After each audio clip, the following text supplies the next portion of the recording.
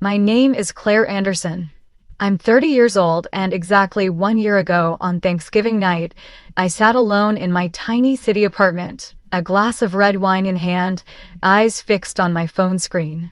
All over social media were snapshots of family gatherings, golden roasted turkeys, warm lights, hugs, laughter, blessings.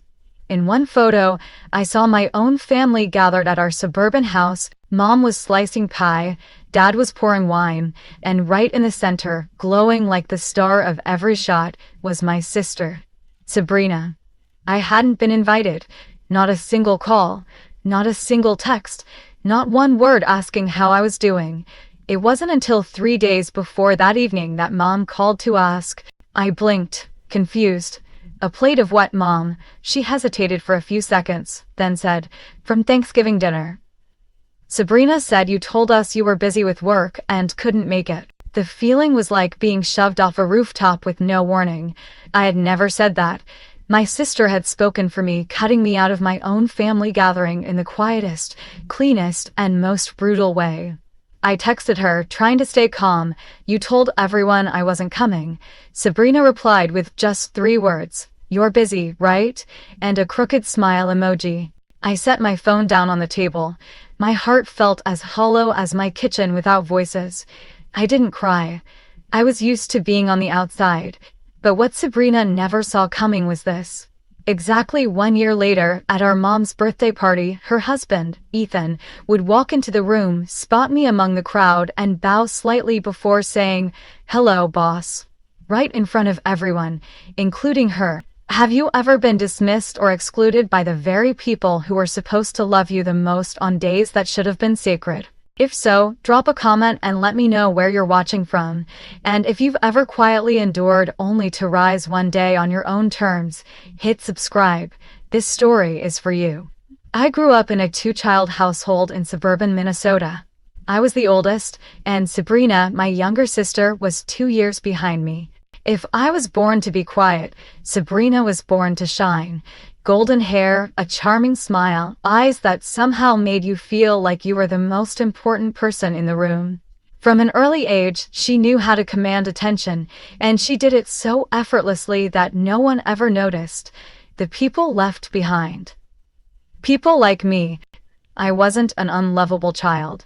I was the good daughter type. Studious, never caused trouble, helped clean the house, did math for Mom, tutored Sabrina when our parents were busy. I loved books, loved tinkering with old computers and little circuits, loved figuring out how things worked. But none of that was ever really noticed. In my family, being quiet was of a virtue. It was just something forgettable. My dad always had a special place in his heart for Sabrina. He used to joke, "Sabrina is Daddy's sunshine." It sounded innocent enough, but I was the cloudy sky he never even bothered to look at. When I was in 5th grade, I spent weeks building a solar energy model for the school science fair, designed it myself, took notes, tested every detail. I cried from joy when they announced I'd won first prize. But when I brought the medal home, Dad glanced at the model briefly, then turned to ask, "Sabrina, did you help your sister with this? My girl is a genius." Sabrina, who was only 8 at the time, grinned ear to ear, soaking in the praise like she was the one who had earned it. I stood there, gripping the trophy, wondering why it suddenly felt so weightless. Piece by piece, my self-worth was chipped away. By praise given to the wrong person, by dinners where no one asked about my day, by holiday breaks where I worked shifts and practiced coding while Sabrina went skiing. She was always the one who got more. The prettier holiday dress, the final say on which channel we watched at night. Me.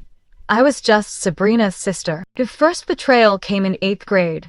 I had written an essay about To Kill a Mockingbird, an essay my teacher said was worthy of a spot in a high school literary magazine. I left it proudly on my desk. A week later, I was called into the principal's office. They asked, "Did you give this essay to your sister to submit?" I was stunned. Sabrina had taken my paper, replaced my name with hers, and submitted it as her own to the school's writing competition. Even though the teacher knew the truth, all Sabrina had to do was shed a few tears. I just wanted Dad to be proud of me the way he is with Claire. And just like that, it became my fault.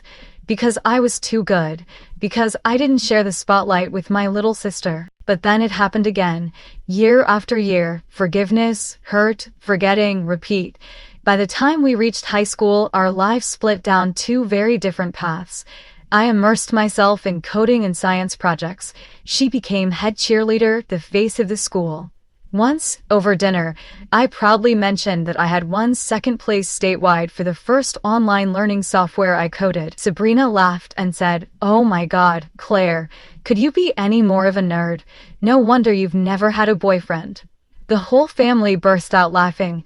Even Mom just chuckled. "Sabrina, don't tease your sister like that," though she didn't even try to hide her amusement. I forced a smile, then slipped away into my room, whispering to myself that one day I would turn all my dry lines of code into something the whole world couldn't ignore.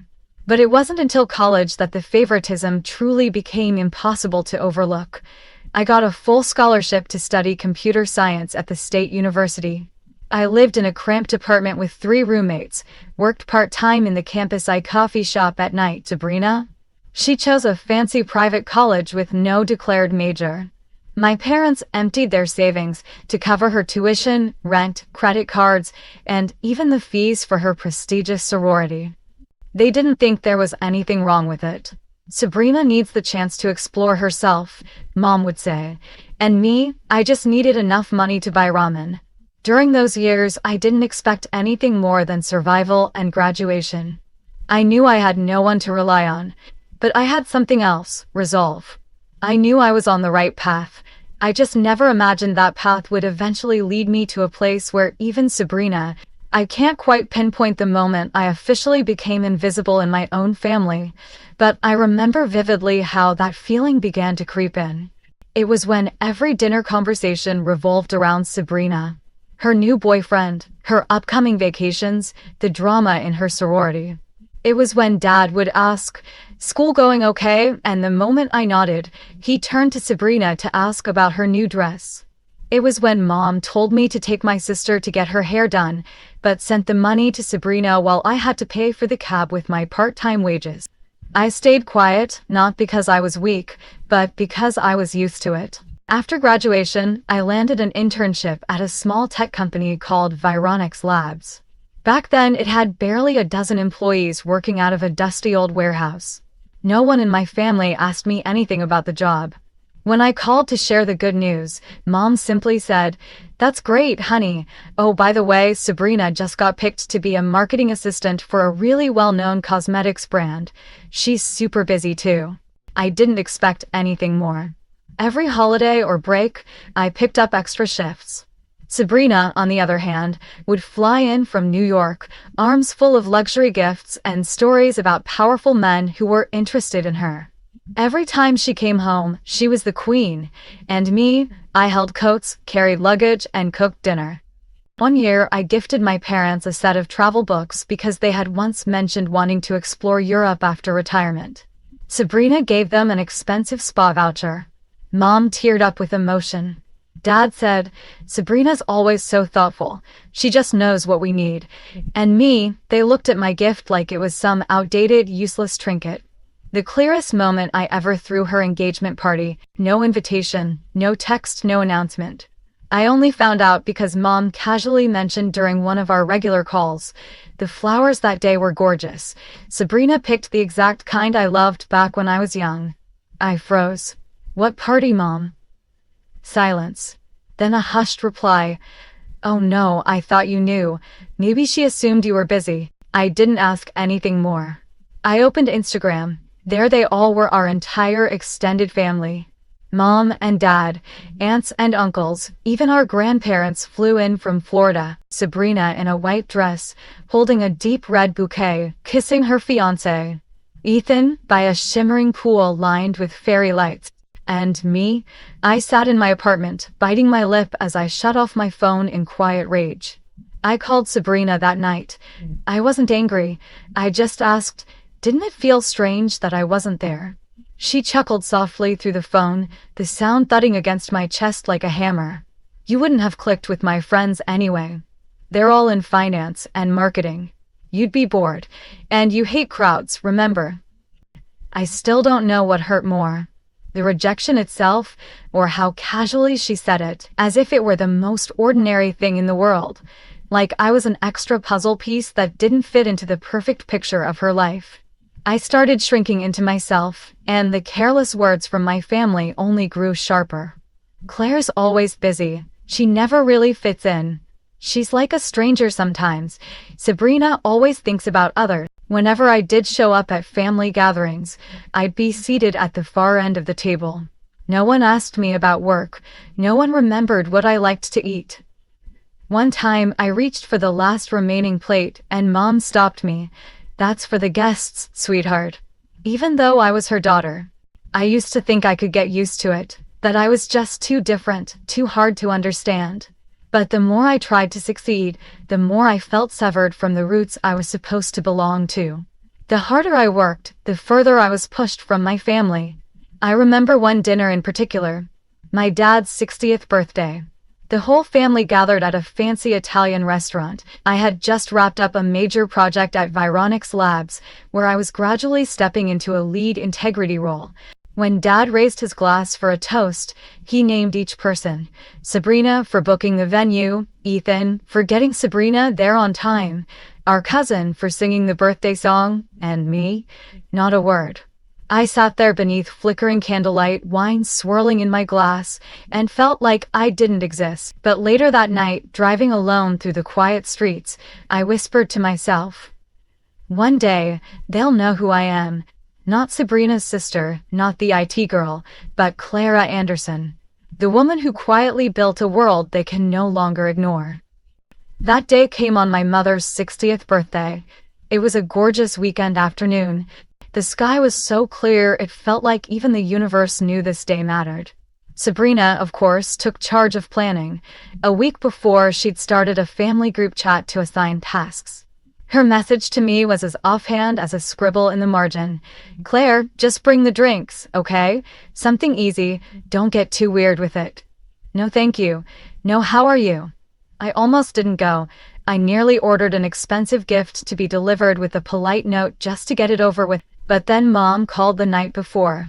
"I really want you there, even if it's just to sit and talk to me for a bit." I couldn't say no to that voice, so I made a choice. If I was going to show up, I'd do it on my own terms, quietly, gracefully, but unmistakably. I didn't just bring drinks. I created a full beverage table, chilled white wine, imported French champagne, organic juices, mocktails with fresh fruit, and even specialty glasses rented from an event service. I printed tasting guides for flavor pairings and arranged everything neatly, beautifully, and thoughtfully.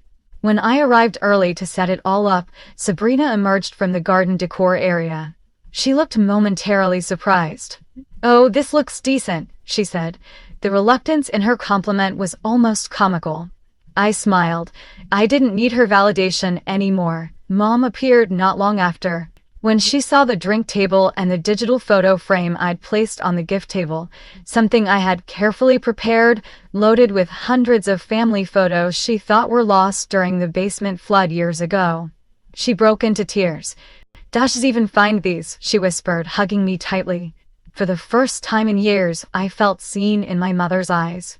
The party soon came to life. Relatives arrived, friends of my parents trickled in, and as always, Sabrina led the introductions. "This is Ethan, my husband. He's in finance. This is the new house we just bought in Lake Forest. And me, still just Sabrina's sister." I stood off to the side, poised and polite as I always did, until 3 men walked in through the back gate. I recognized Leo first, Ethan's best friend, someone I'd glimpsed briefly at their wedding. Next to him was Ethan, his usual easygoing, self-assured self. The third man was unfamiliar. I didn't think twice, until Leo locked eyes with me and visibly jolted. I saw his lips form the words, "Holy crap." He leaned in and whispered something to Ethan. Ethan frowned at first, then slowly turned to look at me. His eyes blinked in recognition. Then, right there, in the middle of laughter and chatter at a simple weekend gathering, he walked straight toward me. "Claire," he asked, almost in disbelief. "Are you?" I nodded calmly. "Hello, Ethan," and then he bowed his head. In front of me, In front of Sabrina, in front of my mother, in front of everyone who had ever looked through me. It's a real honor to meet you here, ma'am. Boss. Silence fell over the party like shattering glass. Heads turned. Sabrina froze. Her eyes darted around in confusion, trying to process what had just happened. Leo, clearly flustered, tried to explain. Claire's the CEO of Vironix Labs, the company we just joined. She's the one everyone in engineering talks about. We had no idea she's Sabrina's sister. I heard a soft clink. Someone's champagne glass had slipped from their hand.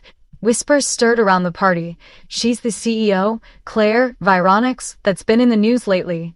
Sabrina stood frozen, mouth slight agape, lips moving but no words coming out. She turned to Ethan, stunned. Are you serious? She's the one who approved your application, Leo answered for him. She also led the demo projects you had to present. I didn't say a word. I just stood there, like I had so many times before. Only this time, every pair of eyes was on me. My mother slowly stepped forward, gently took my hand. You're the woman I've been seeing in the papers these past few months. I turned to her, smiled softly. Yes, Mom, though I thought you didn't care much about computer stuff. She hesitated, then she squeezed my hand tight. I do care. I just never knew how to ask. I nodded, letting out a quiet breath. It had taken over 20 years and one boss in the middle of a garden party for them to finally see me. And Sabrina, she let out a stiff chuckle and muttered to someone nearby. My sister's amazing, she just doesn't like to brag. But her eyes, unsteady, clouded, told the truth. That day, for the first time in my life, I was no longer Sabrina's sister. It was Claire Anderson. And they knew it. Many at the party thought I was a prodigy, someone lucky to rise at the right time. But if they knew the road I'd walked to get here, they might understand why I didn't need applause, why I didn't need crave compliments. I just needed to not be dismissed anymore. My story with Vironix Labs started in a run-down storage warehouse, with creaky wooden floors and a leaking roof whenever it rained. Back then, the company had only 15 people. I was the new software engineer, fresh out of college with a computer science degree and a heart full of fire. The founder, Calvin Tran, was a brilliant mess, a Vietnamese-born programmer with his head always drifting in new ideas but little knack for management. He lived on coffee and napkin sketches. I admired his recklessness, his hunger to build a product that was so easy even non-tech people could use it. And I knew deep down we worked until 2 or 3 in the morning, living on instant noodles, napping under our desks. I kept a small foldable pillow and blanket set in my locker. Weekends became meaningless, but I never felt tired because for the first time I felt like I belonged somewhere. No one mocked me for loving algorithms. No one dismissed my input. Calvin always asked, Claire, what do you think? And he actually listened. Our first product launched after 8 months, a data visualization tool for small businesses, and it was a disaster.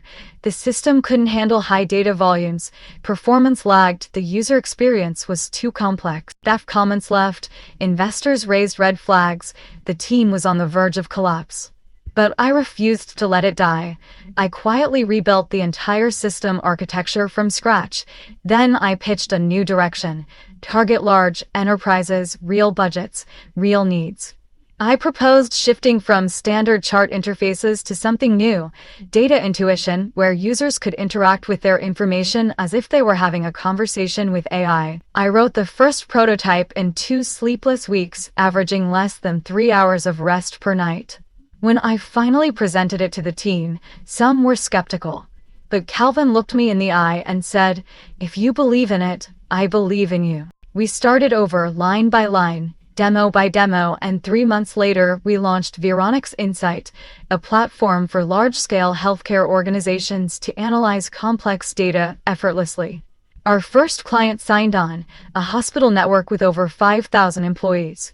I stood in that boardroom wearing a clearance rack blouse, hands trembling as I signed the first 6-figure contract of my life. Calvin raised a paper cup of champagne and said, this is because of Claire. Without her, Vironix would have died last month. A few months later, we closed our Series A round, $20 million, 0 cents. And then Calvin walked into my office, hands slightly shaking. Claire, he said, the board and we want you to be chief product officer. I was speechless. Never in my life had I been recognized by people truly capable of seeing my worth. From that point on, I entered the most intense chapter of my life. Leading the product team, expanding the engineering group, and preserving the soul of the company, even as capital began flooding in. Each day I learned how to be part engineer, part motivator, part ruthless decision-maker.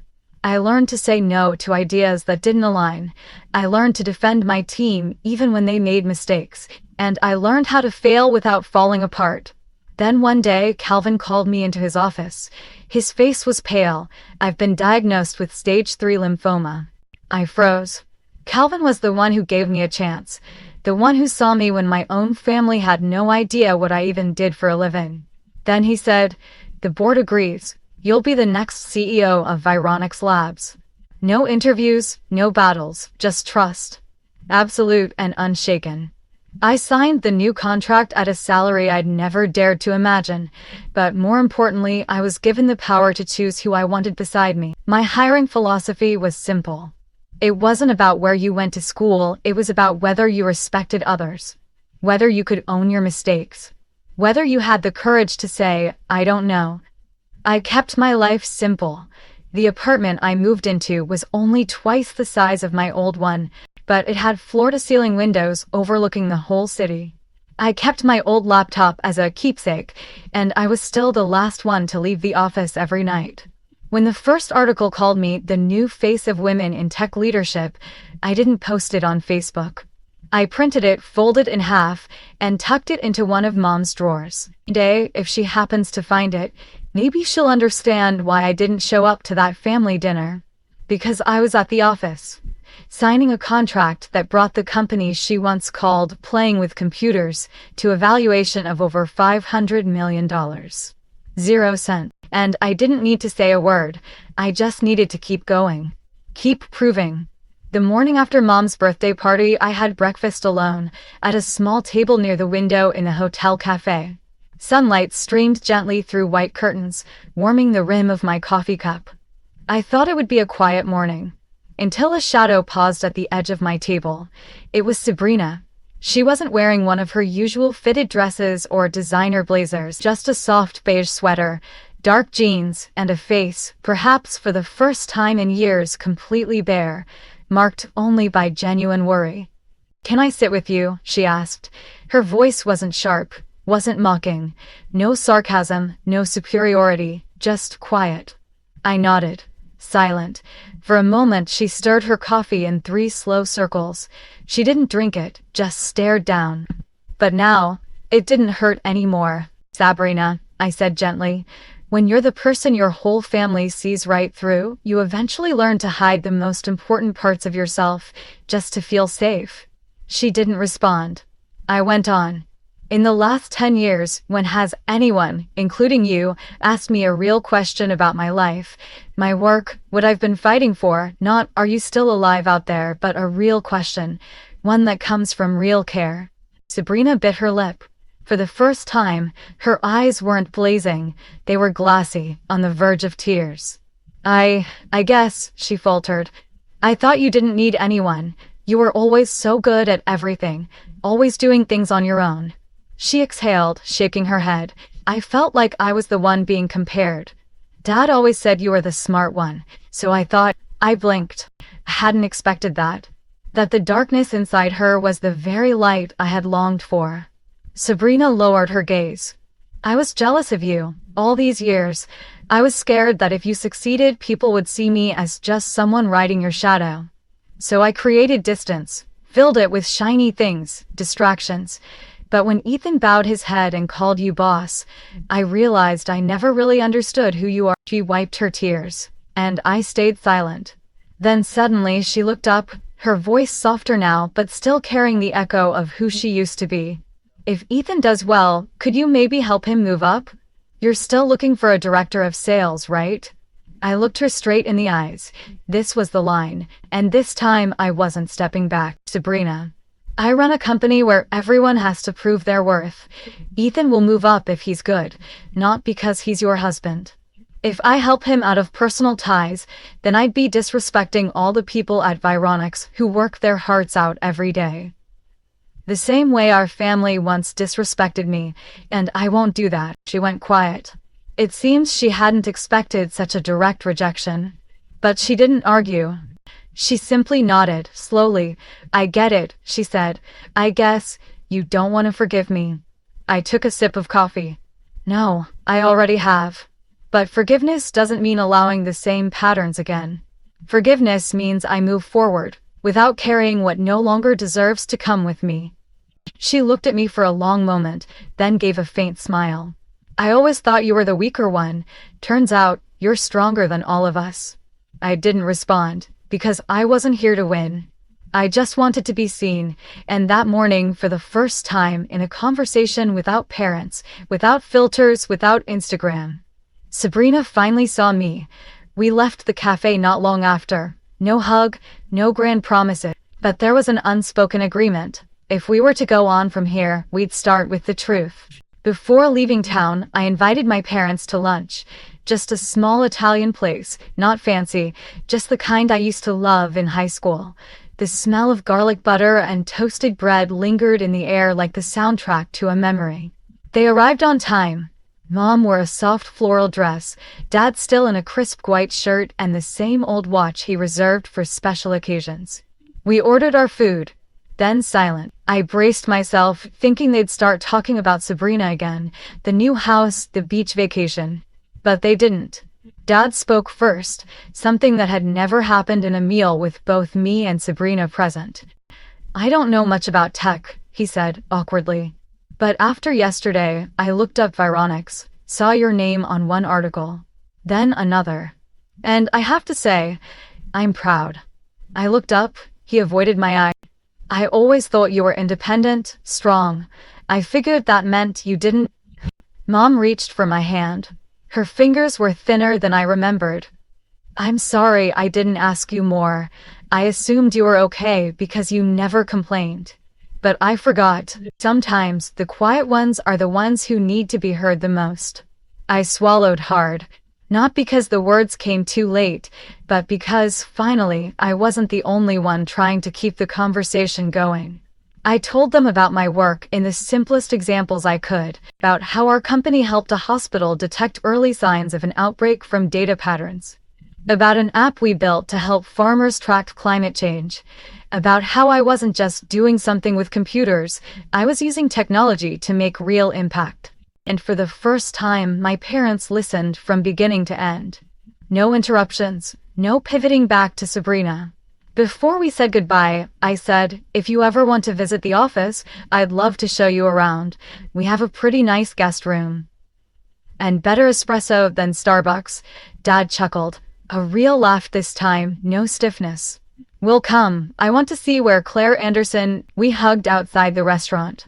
For the first time, it wasn't just polite. It was the kind of hug that made me feel like I was home and didn't need permission to be there. Back in the city, I walked into the Vironics office like I always did. The engineers greeted me with smiles and quick updates on progress. Ethan, Sabrina's husband, was in a product meeting, fully engaged. He was doing well, not because he was family, but because he worked for it. He learned, he listened, had the skills. And he never once brought up my mother's birthday. Never asked for special treatment.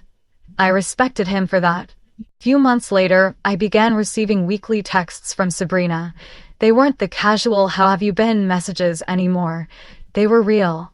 "I read your interview yesterday. Amazing. I just tried the Vironics demo, so easy to use." We didn't magically become the picture-perfect sisters overnight. But something had shifted, deeply, genuinely. One day, Sabrina video called me. On the screen were both her and Ethan, sitting in their living room. Ethan scratched his head, grinning. "Hey boss, can you help me fix our internet?" And they both burst into laughter. For the first time in years, I laughed too. Not perfectly, but honestly. And if there's one thing I've learned through all of this, it's this. You can't force people to recognize you, but you can build a life that makes underestimating you laughable. I used to think my worth depended on my father's gaze, my mother's smile, or my sister's praise. But no, my worth lived in the all-nighters I pulled to rebuild broken code, in the quiet persistence after being excluded, in the resolve I held onto when no one stayed. I didn't abandon myself. Today, I don't need their approval. I just need to keep going. And if there ever comes a day when you feel forgotten, dismissed, cut off from the very people you thought were home, I hope you remember this. You haven't disappeared. You're just growing beyond their line of sight. If you've ever been the forgotten one in your family, if you've ever been left out of the photo, left off the list, called weird or too different, then I hope this story made you feel a little less alone. Because here's the truth I've come to understand. Not everyone will see your value. That doesn't mean you don't have it. Sometimes family isn't always right. They're just people, carrying wounds, comparisons, and their own fear of failure. You don't need to prove anything to them. You just need to not give up on yourself. Because one day, without screaming, without fighting, your life will speak loud enough for you. Have you ever experienced something similar? Have you ever been left out of the place you once called home? Drop your story in the comments below. I'd love to read it. And if you saw yourself in this story, like and subscribe so you won't miss the journeys to come. Who knows? Next week the story might be yours. Thank you for listening, and never forget, you don't need to be chosen. You just need to choose yourself.